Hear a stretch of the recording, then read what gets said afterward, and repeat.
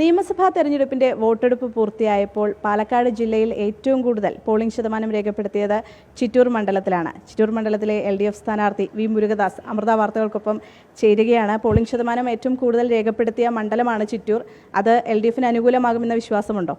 തീർച്ചയായും. ഇവിടെ കഴിഞ്ഞ തെരഞ്ഞെടുപ്പുകളൊക്കെ പരിശോധിച്ച് നോക്കിയാൽ 80% മുകളിൽ 2016 83% ഉണ്ടായിരുന്നു, 2021 80.4% ഉണ്ടായിരുന്നു, ഇപ്പോൾ 84.63% എന്ന് പറയുമ്പോൾ ഇത് ഇടതുപക്ഷ ജനാധിപത്യ മുന്നണിക്ക് അനുകൂലമായി തന്നെയാണ് ഈ പോളിംഗ് ശതമാനത്തിൻ്റെ വർധനവ്. കാരണം ഈ തെരഞ്ഞെടുപ്പിൽ ഇടതുപക്ഷ ജനാധിപത്യ മുന്നണി കൃത്യമായി ഒരു പോളിംഗ് മെഷീനറി, തെരഞ്ഞെടുപ്പിൻ്റെ പ്രവർത്തനങ്ങൾ, ചിട്ടയായ പ്രവർത്തനങ്ങൾ നടത്തി ആളുകളെ, വോട്ടർമാരെ പോളിംഗ് സ്റ്റേഷനിലേക്ക് എത്തിക്കുന്നതുൾപ്പെടെയുള്ള പ്രവർത്തനങ്ങൾ വളരെ സജീവമായി നടത്തിയിട്ടുള്ളത് കൊണ്ട് തന്നെ ഈ പോളിംഗ് ശതമാനത്തിൻ്റെ വർധനവ് എന്നുള്ളത് തീർച്ചയായും ഇടതുപക്ഷ ജനാധിപത്യ മുന്നണിക്ക് അനുകൂലമായി തന്നെയാണ് കാണുന്നത്.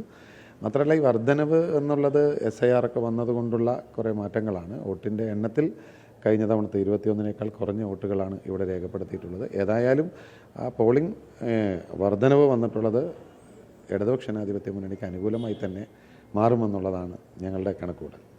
ഈ തെരഞ്ഞെടുപ്പിന് തൊട്ട് മുമ്പുണ്ടായൊരു വിവാദമാണ് മാത്യു കുഴൽനാടൻ ഉന്നയിച്ചിട്ടുള്ളൊരു ആരോപണം. അത് ജനങ്ങളെ ഏതെങ്കിലും തരത്തിൽ സ്വാധീനിച്ചിട്ടുണ്ടാകുമെന്ന് കരുതുന്നുണ്ടോ? അത്തരം കാര്യങ്ങളൊന്നും ഈ തെരഞ്ഞെടുപ്പ് സമയത്ത് ജനങ്ങൾക്ക് കൃത്യമായിട്ട് അറിയാം. 2018 നടന്നു എന്ന് പറയപ്പെടുന്ന ഒരു സംഭവവുമായി ബന്ധപ്പെട്ട് അന്ന് മുതൽ ഞങ്ങളുടെ കയ്യിലുണ്ട് എന്ന് പറയുന്ന, അവകാശപ്പെടുന്ന ബഹുമാനപ്പെട്ട മന്ത്രി അത് കൃത്യമായി നിഷേധിച്ചിട്ടുമുണ്ട്. അവകാശപ്പെടുന്നു എന്ന് പറയുന്ന ഒരു ശബ്ദരേഖ തെരഞ്ഞെടുപ്പിൻ്റെ ഒരു 2 തൊട്ട് മുമ്പിലെ ദിവസം ഇവിടെ കൊണ്ടുവന്ന് വരുന്ന കാര്യത്തിൽ കൃത്യമായ രാഷ്ട്രീയം അതിലുണ്ട്. മാത്രമല്ല, അതിൽ ഉന്നയിച്ചിരിക്കുന്ന ആരോപണം എന്ന് പറയുന്നത് ഇവിടെ പ്രളയം മനുഷ്യനിർമ്മിതമാണ് എന്നുള്ളതാണ് അതിൻ്റെ ഒരു പ്രധാനമായി ആരോപണമായി ഉന്നയിച്ചിരിക്കുന്നത്. ആ കാര്യത്തെ സംബന്ധിച്ച് കൃത്യമായ അന്വേഷണങ്ങൾ നടക്കുകയും നിയമസഭയ്ക്കകത്തും ബഹുമാനപ്പെട്ട കേരള ഹൈക്കോടതിയിലും ഇതിനെ സംബന്ധിച്ച് കോൺഗ്രസിൻ്റെ നേതാക്കന്മാർ ഉൾപ്പെടെയുള്ള ആളുകൾ ചേർന്ന് കൊടുത്ത കേസുകളുണ്ട്.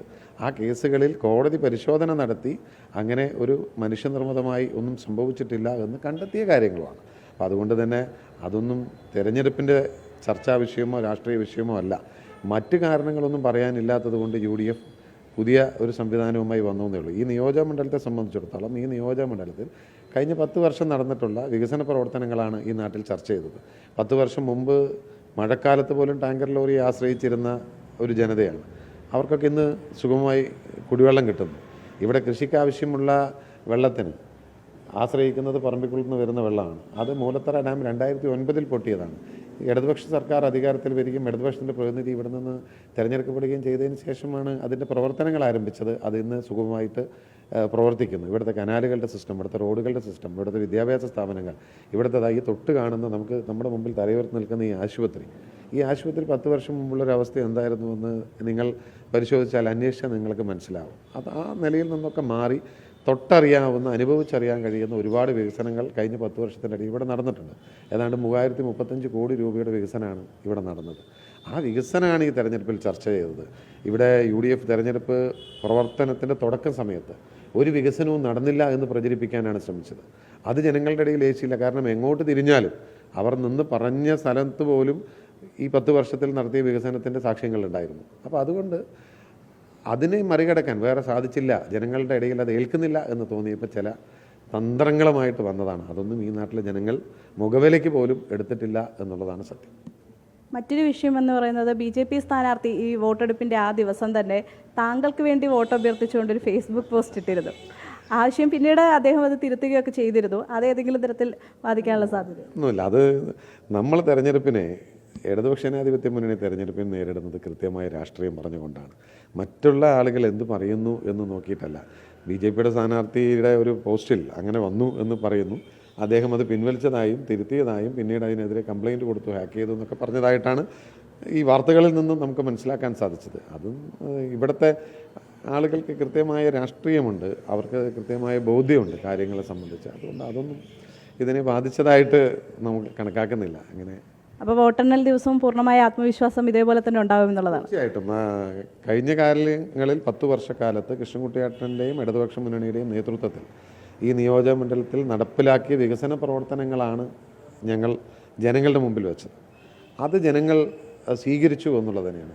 വികസനത്തിൻ്റെ കാര്യത്തിൽ ഞങ്ങൾക്ക് ജനങ്ങൾ 100 മാർക്ക് തന്നിട്ടുണ്ട് എന്നാണ് ഞങ്ങളുടെ വിശ്വാസം. കാരണം 16-ൽ 7200-ലധികം വോട്ടിനാണ് നമ്മളിവിടെ വിജയിച്ചത്.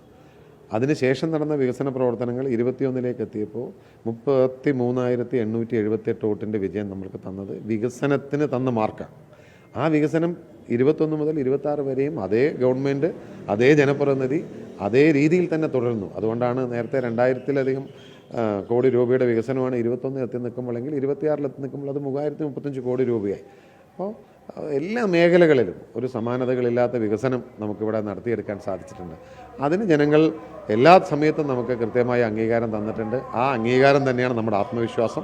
തെരഞ്ഞെടുപ്പിൻ്റെ പ്രചരണ സമയങ്ങളിലൊക്കെ ഓരോ സ്ഥലത്തും പോകുമ്പോൾ നമുക്ക് ജനങ്ങളിൽ നിന്ന് ലഭ്യമായ പ്രതികരണവും, നിങ്ങൾ വെള്ളം തന്ന ആളുകളെ ഞങ്ങൾ മറക്കില്ല, ഞങ്ങളുടെ കുട്ടികൾക്ക് നല്ല പഠിക്കാനുള്ള സൗകര്യമുണ്ടാക്കിയ ആളുകളെ മറക്കില്ല, കൃഷിക്കാർക്ക് ഈ വേനലിലും ഇപ്പോഴും കൊയ്യാത്ത കുറേ സ്ഥലങ്ങളുണ്ട്, അവിടെയൊക്കെ രണ്ടാം വിള കൊയ്തെടുക്കാൻ കഴിയാതിരുന്ന കാലഘട്ടം ഉണ്ടായിരുന്നു. ഇവിടെ രണ്ടാം വിളയ്ക്ക് ഏറ്റവും അവസാനം എത്തുമ്പോൾ ഒരു ടേൺ വെള്ളം കിട്ടിയാൽ നമുക്ക് കൊയ്തെടുക്കാൻ കഴിയും എന്ന് പറഞ്ഞിരുന്ന അവസ്ഥയിൽ ഇപ്പോൾ എല്ലാ കുളങ്ങളിലും വെള്ളമുണ്ട്, ഇവിടുത്തെ കനാലുകളിൽ വെള്ളമുണ്ട്. അപ്പോൾ അങ്ങനെ കൃഷിക്കാർക്ക് അത്തരത്തിലുള്ള സൗകര്യങ്ങൾ ഏത് മേഖലകളെടുത്ത് പരിശോധിച്ച് നോക്കിയാലും, ആരോഗ്യരംഗമാവട്ടെ, അങ്ങനെയൊക്കെ നോക്കിയാലും കാണുന്നുണ്ട്. ഓരോ മേഖലയിൽ പോകുമ്പോഴും അവർ നമുക്ക് തരുന്ന ആത്മവിശ്വാസമാണ്, ജനങ്ങൾ നൽകിയിട്ടുള്ള ആ സ്വീകാര്യതയാണ് നമ്മുടെ ആത്മവിശ്വാസത്തിൻ്റെ പിന്നിൽ.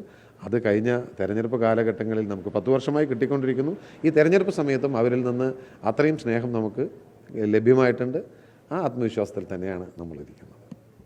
തീർച്ചയായിട്ടും വികസനമാണ് ജനങ്ങൾക്ക് മുന്നിൽ വെച്ചത്. ആ വികസനത്തിന് ഒപ്പം ജനങ്ങൾ നിൽക്കുമെന്നുള്ള പ്രതീക്ഷയിൽ തന്നെയാണ് വി. മുരുകദാസ് ഉള്ളത്. ക്യാമറാമാൻ സുനിലിനൊപ്പം ആതിര രാധാകൃഷ്ണൻ, അമൃത ന്യൂസ്, പാലക്കാട്.